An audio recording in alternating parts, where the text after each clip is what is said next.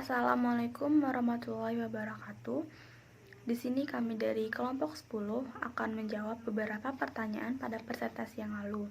Assalamualaikum warahmatullahi wabarakatuh. Nama saya Siti Kolila Anissa dari Prodi Akuntansi Syariah kelas D semester 3 akan menjawab pertanyaan dari Windy, yaitu apakah saat kita melakukan transaksi jual beli menggunakan aplikasi online bisa disebut sebagai contoh dari khiyar syarat?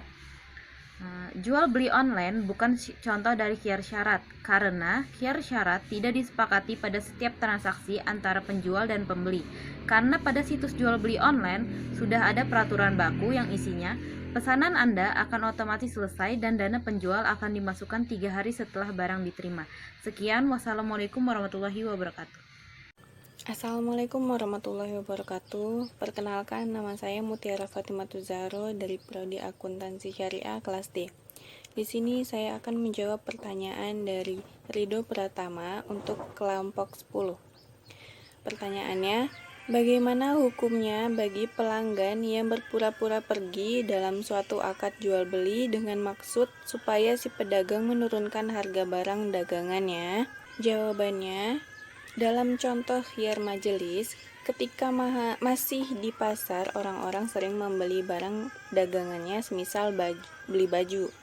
Keduanya sedang melangsungkan tawar-menawar. Karena di dalam aturan khiyar majelis, keduanya berhak mendapatkan khiyar atau hak untuk memutuskan membeli atau tidak.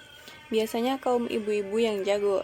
Seseorang ibu mencoba menawar dengan keras suatu pakaian, namun tidak diberikan. Sang ibu pun berkata, "Pak, bisa dikurang nggak harganya?" Si penjual pun menjawab, "Nggak bisa, Mbak." Sang ibu tadi pun meninggalkan tempat jualan baju tadi. Ini yang dinamakan khiyar majelis. Si pembeli berhak mengurungkan niat membeli karena tidak cocok harga. Jadi, hukumnya bagi pembeli yang ingin meninggalkan akad agar sang penjual menurunkan harga itu hukumnya sah-sah saja. Terima kasih. Wassalamualaikum warahmatullahi wabarakatuh. Assalamualaikum warahmatullahi wabarakatuh. Nama saya Leli Harlena, ingin menjawab pertanyaan dari Tiara Ayu. Berikan contoh dari khiyar majelis dan khiyar ruhyah.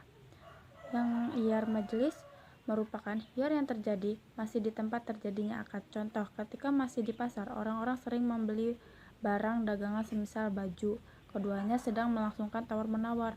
Karena di dalam aturan khiyar majelis, keduanya berhak mendapatkan khiyar atau hak untuk memutuskan membeli atau tidak.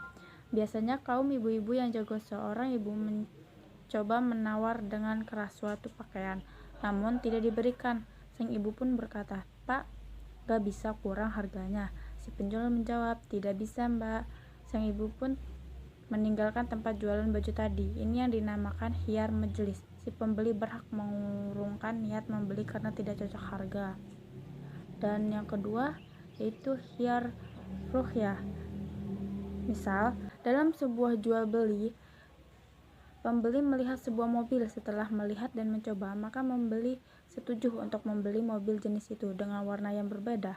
Setelah penjual membawa mobil yang diminta sesuai dengan permintaan si pembeli, ternyata warna mobil yang datang tidak sesuai dengan spesifikasi warna yang ia pesan, maka pembeli berhak meneruskan atau membatalkan proses penjualan ini.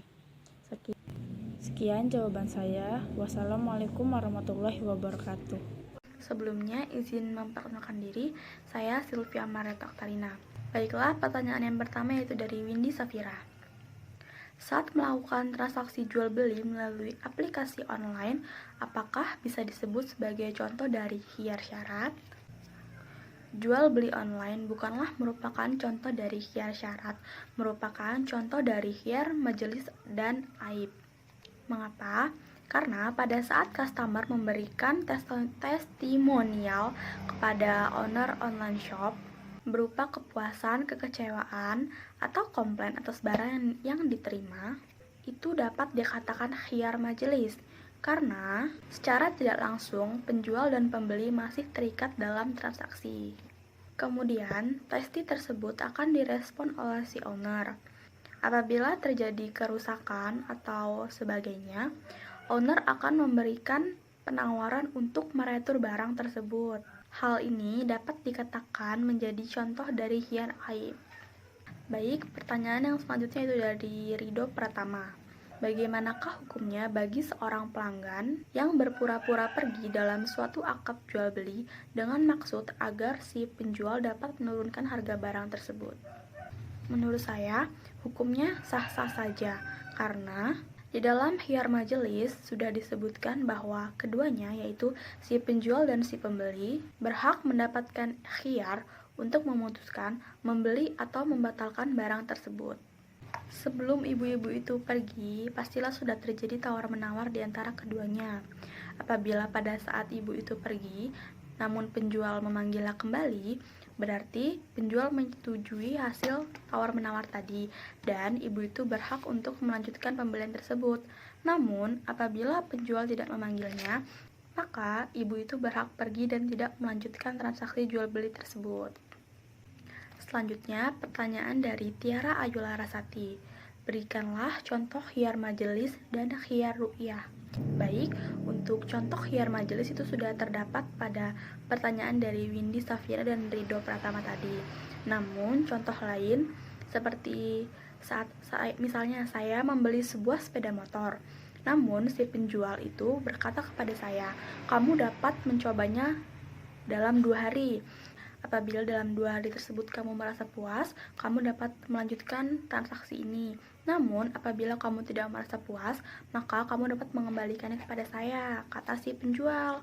Nah, jual beli setelah 2 hari tersebut itu termasuk jual beli yang sah. Selanjutnya, contoh dari khiyar ru'yah. Khiyar ru'yah itu sendiri adalah hak pembeli untuk melanjutkan atau membatalkan pembelian dari barang yang ia pesan. Dalam artian, si pembeli belum mengetahui atau melihat barang yang ia pesan. Contohnya yaitu dalam pembelian buah-buahan. Pastilah sebelum kita membeli buah, si penjual akan memberikan sampel kepada kita. Kita dapat melihatnya dan dapat mencicipinya. Setelah kita melihat dan mencicipi, jika kita setuju, maka kita akan membelinya. Namun, ternyata pada saat buah-buahan tersebut datang, tidaklah sama seperti sampel yang diberikan, atau terdapat banyak buah yang busuk. Maka, kita sebagai pembeli dapat membatalkan sebagian atau keseluruhan dari pembelian buah tersebut. Baik, itu saja yang dapat saya sampaikan. Mohon maaf bila banyak kekurangan. Terima kasih, Bu.